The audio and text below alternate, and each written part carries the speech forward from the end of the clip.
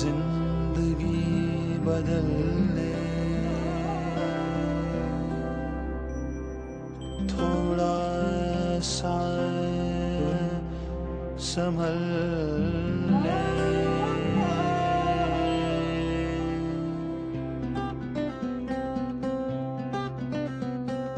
बदलेगा ये नजारा, वक्त का जालिम इशारा, बदलेगा तेरा सितारा, बदलेगी हाथों की रेखा, बदलेगा किस्मत का लेखा, बदलेगा किस्मत का लेखा, बदलेगा किस्मत का लेखा, बदलेगा किस्मत का लेखा। बरसेगा मेघा चैना का, खुशियों से नैना बरसेंगे, चहकेंगे हंसेंगे सब रिश्ते, नामेल मनों के बिछड़ेंगे। तुझे वास्ता तू मुस्कुरा हो मस्त, तू अब गुनगुना आवाज दे, आगाज कर तू खिलखिला, तू झिलमिला। बदलेगा बदलेगा ये नजारा, वक्त का जालिम इशारा, बदलेगा तेरा सितारा, बदलेगी हाथों की रेखा, बदलेगा किस्मत का लेखा, बदलेगा किस्मत का लेखा, बदलेगा किस्मत का लेखा।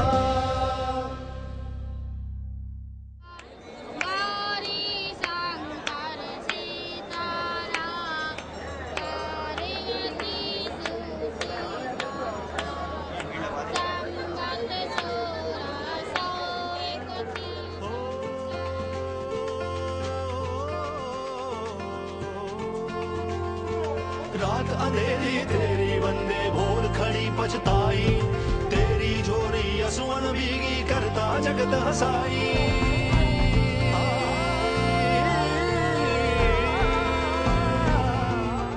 बोलने पर आपका कितना संयम है? हमें किसी के अपने शब्दों से किसी को आर्ट नहीं पहुंचाना चाहिए। ऐसे उसमें गॉड है, आत्मा है, तो क्या हम ये ध्यान रख कर के उससे बात करते हैं? मुझे ऐसा लगता है कि मैं किसी के लिए जो सोचता हूँ उसका मेरे को अच्छा फल नहीं मिलता। पूजा पाठ में ध्यान रखो, भगवान में विश्वास रखो, खाली एक ना एक दिन आपको जरूर जो आप मांग रहे हो वो जरूर पूरा करेगा। पर एक बार किस्मत जरूर साथ देती है आदमी का, वो उस टाइम का तो आपको इंतजार करना पड़ेगा। हो जतन करे पर बदन रुकाना, बाधा मिट ना पाई, जन्म जन्म के फेर फंस गए, बात समझ ना आई। बदलेगा ये नजारा। एस्ट्रोलॉजी सामान्य भारतीय इतिहास के आधार पर, हमारी संस्कृति, हमारी सभ्यता, पूर्व दर्शन के आधार पर ज्योतिष शास्त्र एक विज्ञान है, ज्योतिष एक दर्शन है, दृष्टि है। ज्योतिष अपनी जगह पे वास्तविकता है। हमें आत्मा को वरीयता देनी, जो परमात्मा का अंश है, और परमात्मा के अंश को पाने के लिए, आत्मा को जानने के लिए गुरु का होना बहुत जरूरी है, वो भी सतगुरु। कर्मों के आधार पर ही भाग्य की रेखाएं बदल जाती हैं, किस्मत बदल जाती है और उसके भविष्य भी उज्जवल हो जाता है। बदलेगा ये नजारा, वक्त का जालिम इशारा, बदलेगा तेरा सितारा, बदलेगी हाथों की रेखा, बदलेगा किस्मत का लेखा, बदलेगा किस्मत का लेखा। बदलेगा किस्मत का लेखा कार्यक्रम में एक बार फिर से आप सबका स्वागत है। दोस्तों, हमारा जीवन जीने का ढंग इस बात पर निर्भर करता है कि हमारी आदतें कैसी हैं। किसी ने ठीक ही बोला है, जैसी हमारी आदतें होंगी वैसा हमारा जीवन होगा। हमारी आदतों में जीवन के प्रति हमारा नजरिया झलकता है। जब भी जीवन जीने के प्रति हमारी समझ कमजोर पड़ती है, इंसान किसी न किसी तरीके से नशे की ओर बढ़ता चला जाता है। सिगरेट एक आम फैशन बन चुका है। चरस, स्मैक, गांजा घर के घर इस नशे की आग में तबाह हो चुके हैं। जी हाँ, एक परिवार इसी भंवर में फंसकर रह जाता है और न जाने हमारे कितने ही युवा इस नशे में घुलते चले जाते हैं। तो दोस्तों, आज का हमारा विषय है गलत संगत। कहां तक जिम्मेदार हैं हमारे नक्षत्र, हमारे ग्रह? आइए जानते हैं ज्योतिषविद श्री कुणाल कुमार जी से।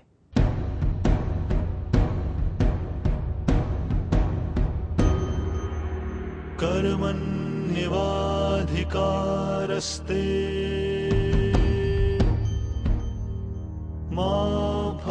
फलेषु कदाचन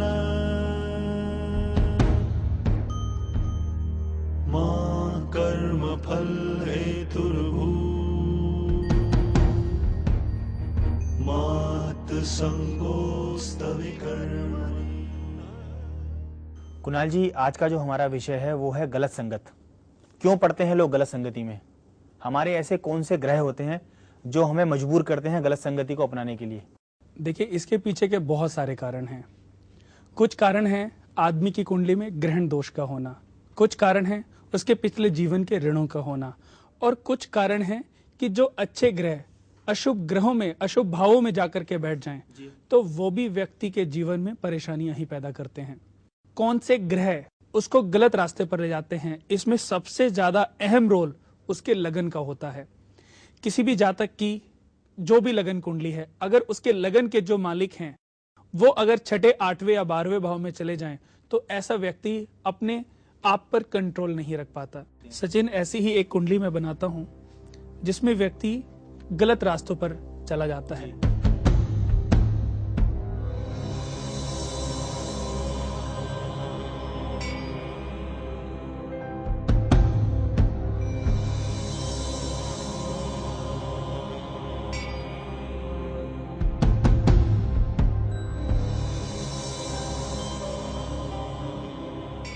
कन्या लगन कुंडली यहां पर हमने बनाई है।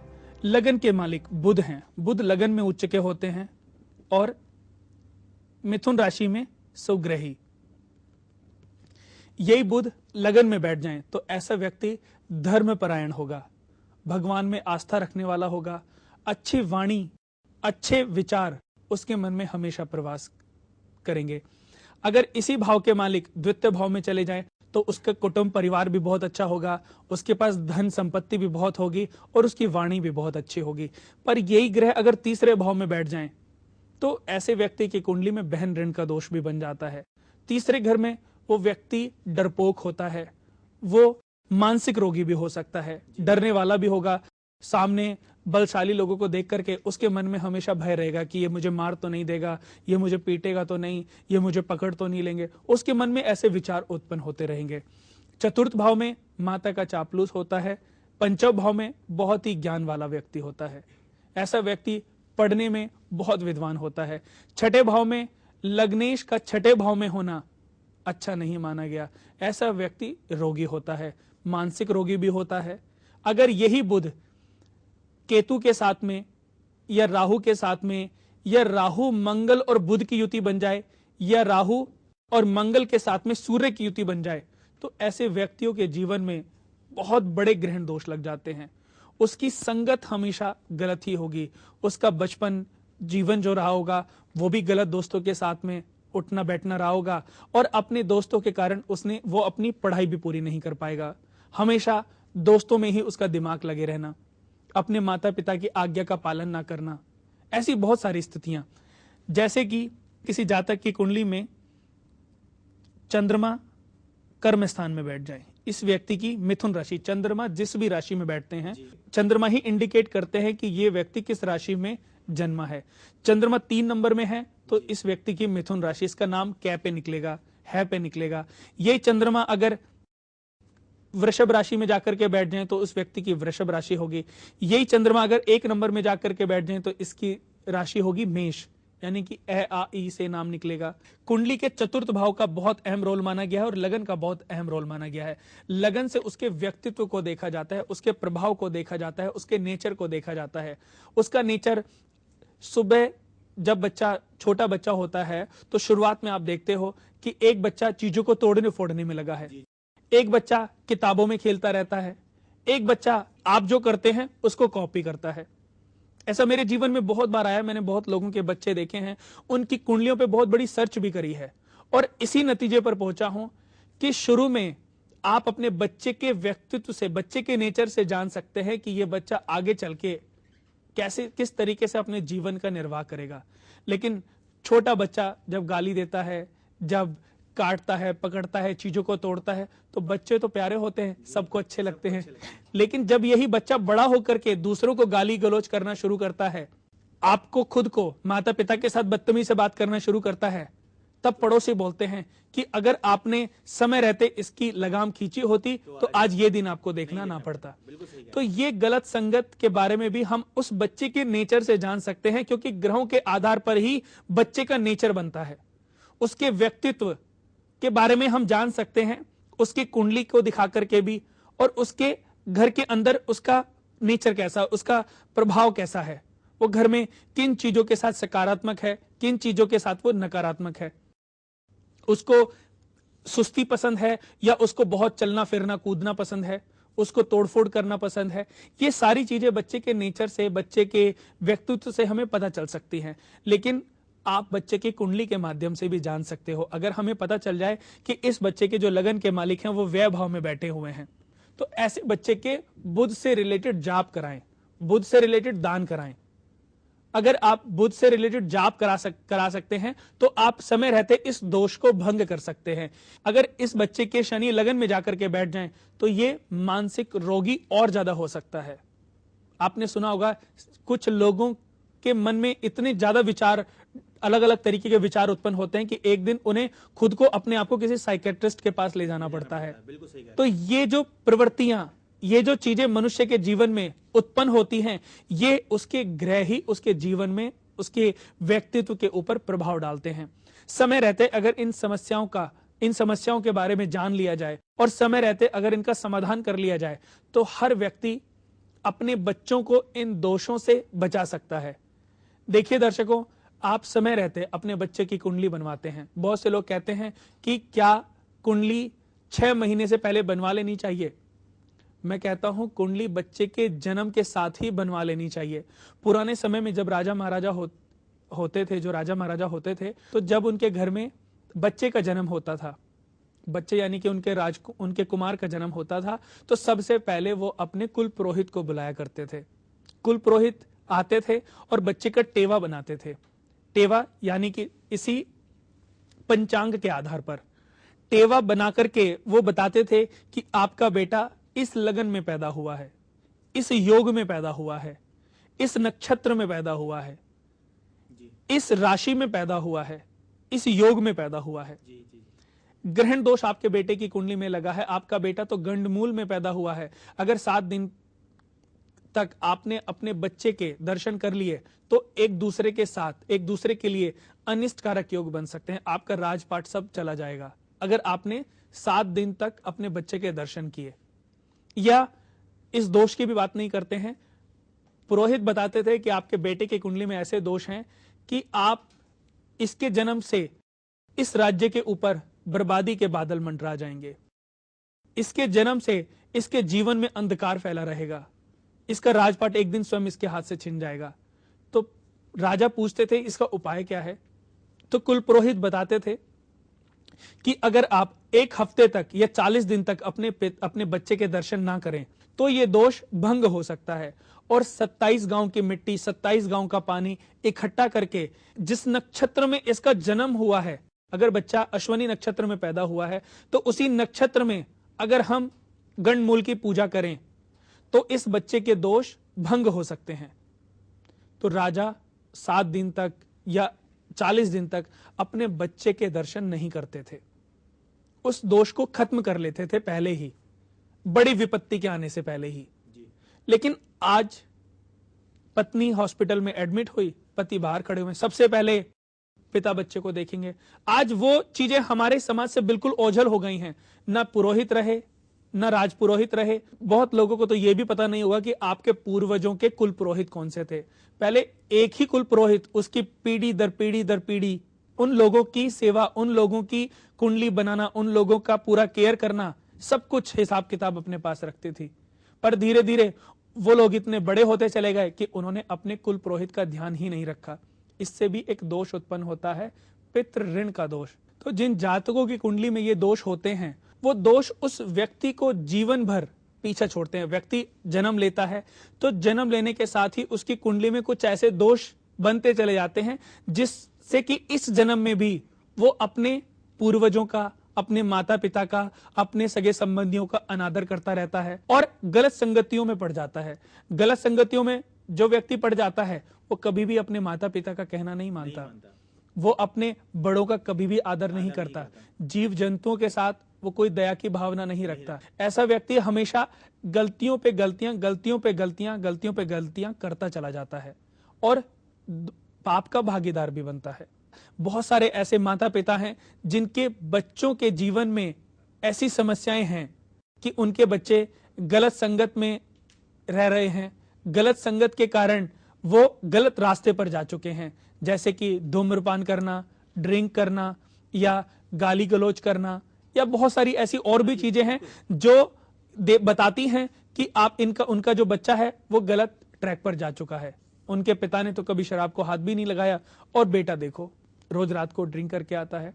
तो ऐसी स्थितियों में मैं यही कहना चाहता हूं कि समय रहते अगर आप समस्या का समाधान कर लेंगे, जब एक पौधा लगाते हैं और पौधा थोड़ा सा बड़ा होता है और वो थोड़ा सा टेढ़ा हो जाए तो एक लकड़ी का सहारा देकर के उसको बांध करके उस पौधे को सीधा किया जाता है। लेकिन किसी वृक्ष को अगर आप चाहें किसी लकड़ी की सपोर्ट से सीधा करना तो नहीं कर सकते। समय रहते अगर आप अपने बच्चे को गलत संगति से बाहर निकाल सकते हैं तो दर्शकों ये सबसे बढ़िया समाधान है। लेकिन उसके लिए आपको चाहिए कि आपको आपके बच्चे के ग्रहों के बारे में जानकारी मिलनी चाहिए। उसके लिए आप किसी अच्छे विद्वान आचार्य से मिलें, उनकी कुंडली बनवाएं या जानें कि आपके बेटे की कुंडली में कोई ग्रहण दोष तो नहीं है, कोई पितृ दोष तो नहीं है, कोई ऐसा दोष तो नहीं है जो आपके बच्चे को सही ट्रैक से उतार सकता है। आपका बच्चा भ्रमित हो सकता है, मानसिक परेशानियों से, मानसिक रोगों से पीड़ित हो सकता है। आपके बच्चे का चंद्रमा नीच का तो नहीं है, चंद्रमा राहु की युति तो नहीं है, राहु मंगल और चंद्रमा की युति तो नहीं बनी हुई। तो दर्शकों ऐसी स्थितियां अगर आपके बच्चे की कुंडली में बनी हुई हैं तो समय रहते इन ग्रहों से रिलेटेड उपाय कर लीजिए। सबसे पहले उपाय क्या है? कर्मों से जुड़े होते हैं कि अगर आपका सूर्य खराब है तो पिता की सेवा करें, चंद्रमा खराब है तो माता की सेवा करें, अपने मन पर कंट्रोल करें, अच्छी वाणी का प्रयोग करें। सूर्य खराब है, पिता की सेवा करें, अपने हृदय के अंदर हीन भावना को जागृत ना होने दें। मंगल खराब है तो भाइयों का ध्यान रखें, अपने से बड़ों का ध्यान रखें और अपनी ताकत का गलत प्रयोग ना करें। शनि खराब है तो मजदूरों के साथ केयर दिखाएं, अपनी भाग दौड़ अच्छे काम के लिए लगाएं, गलत काम के लिए अपने कदम आगे ना बढ़ने दें। बुध खराब है तो अपनी वाणी में मिठास लाएं, अपने भाई बहनों का, सगे संबंधियों का ख्याल रखें, कमजोर लोगों की सेवा करें। ऐसे ही बहुत सारी कर्म, अच्छे कर्म आपके जीवन में अच्छे परिवर्तन ला सकते हैं। उपाय हर चीज का है, पर दर्शकों उपाय बताने से पहले मैं एक बात आपको कहना चाहता हूं, जब कर्म से ही सब कुछ चेंज हो सकता है तो फिर उपाय क्यों? लेकिन फिर भी अगर किसी बच्चे की कुंडली में ऐसी स्थितियां हैं तो वो गौरी शंकर रुद्राक्ष धारण कर सकता है, 14 मुखी रुद्राक्ष धारण कर सकता है, या उनको आप एक सफेद पुखराज आप पहना सकते हैं, 8 मास पन्ना पहना सकते हैं कुंडली दिखाने के बावजूद। या ऐसे बच्चे उनको आदत डलाएं कि सुबह उठ करके शिवालय में जाकर के शिवलिंग पर जल चढ़ाएं, सुबह उठते ही 21 बार गायत्री मंत्र का जाप करें, धरती माता को 3 बार चरण स्पर्श करके सीधा पांव जमीन पर रखें। और भी ऐसे बहुत सारे उपाय हैं जो आप अपने बेटे की कुंडली के अकॉर्डिंग जान सकते हो और आपके बच्चे को, अपने बच्चे को गलत ट्रैक, गलत संगत से रोक सकते हो। जो आप दूसरों के लिए अच्छा करेंगे तो आपके साथ भी हमेशा अच्छा ही होगा। इसलिए दर्शकों, कृष्ण जी ने कहा भी है कि कर्म किए जा फल की चिंता मत कर। जो आप दूसरों के लिए अच्छा करेंगे तो आपके साथ भी हमेशा अच्छा ही होगा।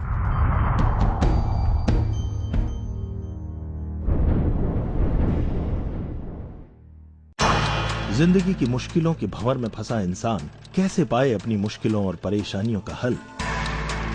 क्या है इसका कोई उपाय, कोई रास्ता? ऐसी ही बहुत सी परेशानियों से ज्योतिषविद कुणाल कुमार जी का सामना हुआ तो ज्योतिषविद कुणाल कुमार जी इन परेशानियों का उत्तर खोजने में लग गए। दिन रात की अथक मेहनत से आखिर इन्होंने अपने अनुभव एवं अध्ययन को एक समुचित कुंडली का रूप दे दिया। जी हां, इसी कुंडली पुस्तक का नाम है अद्भुत जीवन संग्रह। ज्योतिषविद कुणाल कुमार जी के गहन अध्ययन का परिणाम है अद्भुत जीवन संग्रह। मुश्किलों से घिरे हुए इंसान के लिए आशा की किरण है अद्भुत जीवन संग्रह। अद्भुत जीवन संग्रह में हर परेशानी का, हर मुश्किल का हल समाया हुआ है। अद्भुत जीवन संग्रह इंसान की तमाम उलझनों का एकमात्र ऐसा उपाय है जिसमें भृगु संहिता, रावण संहिता, लाल किताब, काली किताब, अंक ज्योतिष, वास्तु शास्त्र, सामुद्रिक शास्त्र, हस्त विज्ञान आदि समस्त 8 ज्योतिष शास्त्रों का समावेश है। हर व्यक्ति अद्भुत जीवन संग्रह का लाभ पा सके, इसके लिए इसे 2 भाषाओं में उपलब्ध कराया गया है, हिंदी एवं अंग्रेजी। अद्भुत जीवन संग्रह मंगवाने के लिए संपर्क करें 01149181818 या आप SMS भी कर सकते हैं। इसके लिए टाइप करें KVK और भेज दें 56161 पर। ज्योतिषविद कुणाल कुमार जी से व्यक्तिगत रूप से मिलने के लिए संपर्क करें 01149181818 9717030531 9999799936 9717030281 999979997072 9717030264 9899899415। हमारा पता है Kunal Vastu Kendra, Jyotish and research centre, 512 5th floor, ring road mall, near Deepali Chowk, behind Kali Mata Mandir, outer ring road, sector 3, Rohini, Delhi 110085। हमारा ईमेल एड्रेस है kunalvastukendra@gmail.com, kunalvastukendra@yahoo.com एवं kunalvastukendra@hotmail.com और हमारा वेबसाइट एड्रेस है www.kunalvastu.com एवं www.kunalastro.com। बदलेगी हाथों की रेखा, बदलेगा किस्मत का लेखा, बदलेगा किस्मत का लेखा, बदलेगा किस्मत का लेखा। दोस्तों, हम आ पहुंचे हैं कार्यक्रम के अंतिम पड़ाव में। तो कुणाल जी, आज हमें आप किस दोष के बारे में बता रहे हैं? देखिए, आज मैं इसी से रिलेटेड एक दोष के बारे में बताना चाहूंगा जिसका नाम है जालिमाना ऋण दोष। जब एक व्यक्ति गलत संगत में चला जाता है तो उसके अंदर सारे गंद विचार आने लगते हैं, जैसे कि किसी व्यक्ति की जमीन हड़प लेना, अपने भतीजे के साथ, अपने भाई के साथ या अपने अपनों के साथ ही धोखा करना और उनकी प्रॉपर्टी को झूठे गलती से साइन करा लेना और उनको अपनी प्रॉपर्टी से बेदखल कर देना, उन्हीं की प्रॉपर्टी से उनको बेदखल कर देना। तो ऐसी बहुत सारी और भी स्थितियां जिनकी कुंडली में ऐसा कुछ करने के कारण जालिमाना ऋण दोष बनता है। तो जिन लोगों की कुंडली में भी जालिमाना ऋण दोष है, उनको मैं एक ही चीज कहना चाहूंगा कि अपने रिश्तेदारों की अहमियत को